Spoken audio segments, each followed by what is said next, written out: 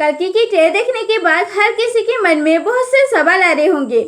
बहुत कुछ है जो अभी भी हमें नहीं पता, जैसे कि अगर भैरवा कल्कि नहीं है और अगर दीपिका का बच्चा कल्कि होने वाला है तो क्या भैरवा का काम सिर्फ कल्कि की रक्षा करने का ही होने वाला है या कुछ और मोस्ट इम्पोर्टेंट सवाल, इस फिल्म में दीपिका का रोल बहुत इम्पोर्टेंट होने वाला है क्योंकि वो भगवान कल्कि को जन्म देगी।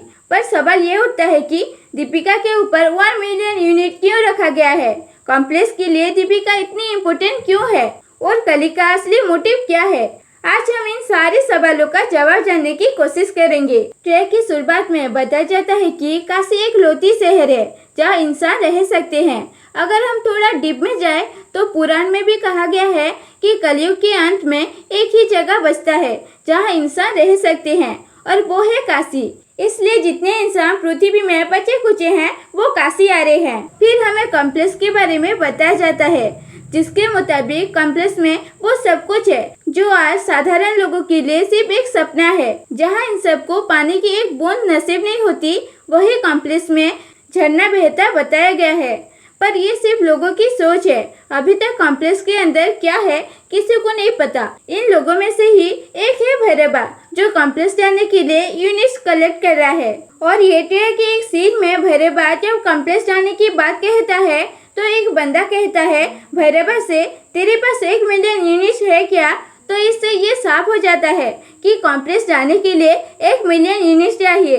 फिर बुच्ची के पास एक बाउंटी को पकड़ने का मैसेज आता है जिसकी कीमत 1 मिलियन यूनिट्स है और उस बाउंटी के बारे में मैसेज में बताया भी जाता है कि वो बाउंटी कॉम्प्लेक्स में फर्टाइल लैब की एक सब्जेक्ट थी।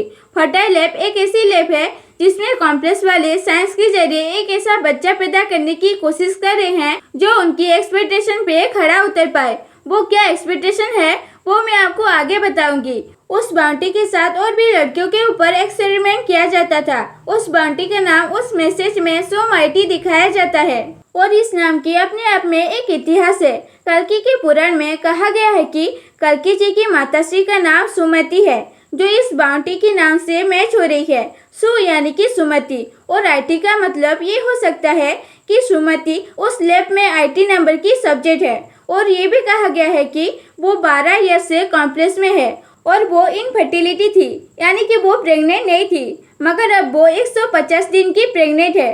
जिसे ऐसा लगता है कि जब सुमति कॉम्प्लेक्स में थी तब शायद एक्सपेरिमेंट के दौरान जब सुमति की बारी आई होगी तब ये भी बाकियों की तरह फेल हो गई होगी यानी कि वो भी प्रेग्नेंट नहीं हो सकती। बट बाद में कॉम्प्लेक्स वालों को पता चलता है कि सुमति प्रेग्नेंट है, मगर तब तक सुमति को कॉम्प्लेक्स वालों के इरादों के बारे में पता चल गया होगा जिससे वो कॉम्प्लेक्स से भाग गई।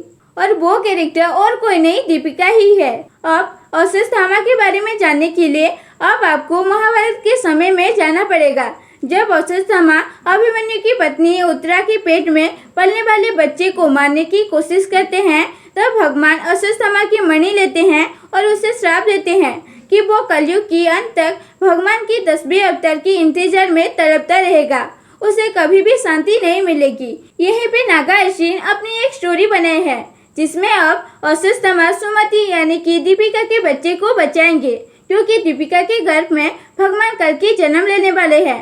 इसलिए उनकी सुरक्षा की जिम्मेदारी अब अश्वत्थामा की होने वाली है। इसलिए वो अपनी मणि धारण करके सुमति की रक्षा करने वाले हैं। पर भैरवा को चाहिए 1 मिलियन यूनिट्स जिसके लिए उसे सुमति को पकड़ना पड़ेगा। पर उससे पहले उसे अश्वत्थामा का सामना करना पड़ेगा और इस एपिक फाइट की थोड़ी सी झलक हमें ट्रेलर में देखने को मिलती है। अगर आप उस फाइट सीन को थोड़ा गौर से देखोगे तो आपको अश्वत्थामा की हाइट ज़्यादा दिखाई देगी नॉर्मल इंसान से। इसकी भी एक इतिहास है। एक्चुअली पहले के युग में इंसान 8 से 10 फीट की हुआ करते थे, इसलिए अश्वत्थामा इतने लंबे हैं। मगर अगर आप अश्वत्थामा की इंट्रोडक्शन टीजर को देखोगे तो उसमें अश्वत्थामा को नॉर्मल ही दिखाया था। इसके कारण ये है कि अब वो मणि धारण कर चुके हैं जिससे अपनी पूरी शक्ति का इस्तेमाल अब कर सकते हैं। अब चलिए बात करते हैं कॉम्प्लेक्स के लोगों के लिए सुमति का बच्चा इतना इम्पोर्टेंट क्यों है। फर्स्ट वजह तो ये है इस एक्सपेरिमेंट को सक्सेसफुल होने में 12 साल लग गए। आखिरकार उन्हें ऐसा बच्चा मिलने वाला है जो उनके एक्सपेक्टेशन पे खड़ा उतर पाए। मगर इनका एक्सपेक्टेशन है क्या? वो ये कि कली को तो आपने ट्रेलर में देखा ही होगा, उसका हालत, उसकी शरीर कैसा हो गया है, क्योंकि वो बहुत सालों से जिंदा है। कहा जाता है कि कली की खुद की कोई बॉडी नहीं है, वो दूसरों के अंदर रहता है। अब क्योंकि कली की बॉडी बूढ़ा हो चुका है, इसलिए अब उसे बॉडी चाहिए जिसमें वो रह सकता है और वो सुमति की गर्भ में पलने वाला बच्चा हो सकता है। खैर, ट्रेलर देख के ऐसा लगता है कि फिल्म में बहुत कुछ होने वाला है और इस पार्ट में हमें भगवान कल्कि की जन्म की पहले की कहानी देखने को मिलेगी, जैसे महाभारत में कृष्ण भगवान के जन्म के समय हुआ था, और जन्म के बाद जो होगा शायद वो हमें पार्ट 2 में देखने को मिलेगी। तब तक के लिए मिलते हैं अगले वीडियो में। बाय बाय, टाटा, खत्म।